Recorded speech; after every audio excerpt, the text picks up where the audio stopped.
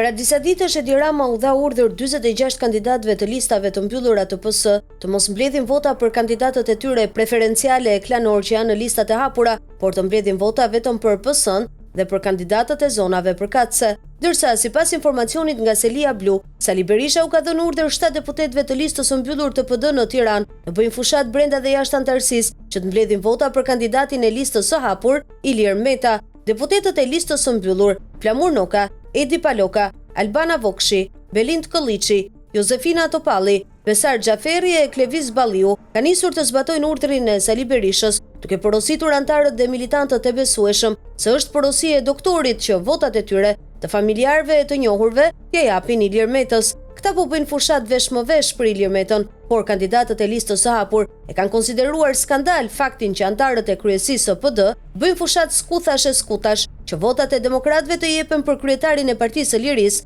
Ilir Meta. Një grup prej 20 kandidatësh të listës së hapur të PD-s kanë denoncuar tek Sali Berisha klientelizmin e kandidatëve të listës së mbyllur të Tiranës në dëm të kandidatëve të listës së hapur, por Sali Berisha nuk ka reaguar sepse i ka urdhëruar vetë 7 antarët e kryesisë së PD-s, kandidatë të listës së mbyllur, të mbledhin vota për Ilir Metën. Madje sipas informacionit, u ka caktuar edhe kuotë për 1500 vota secilit, ose më sakt, votat e tyre. Qëllimi i Sali Berishës është që për Ilir Metën të sigurohen më shumë vota se për kandidatët e tjerë të listës së hapur për të garantuar mandatin e 13 pas listës së mbyllur, por veç se nëse koalicioni PD Shqipëria Madhështore kalon përqindjen partijake mbi 12 mandate në Tiranë. Me marrjen e mandatit të deputetit, i arrestuar Ilir Meta kanë shansin të dalë nga paraburgimi dhe të futet në parlament. Prandaj Sali Berisha e kandidoi fillimisht në listën e mbyllur, pastaj u kalua në listë të hapur, me garancinë se do t'i jepen votat e demokratëve, por lirimi i tij do varet nga tejkalimi i listës së mbyllur të PD-s, nga përcaktimet kushtetuese,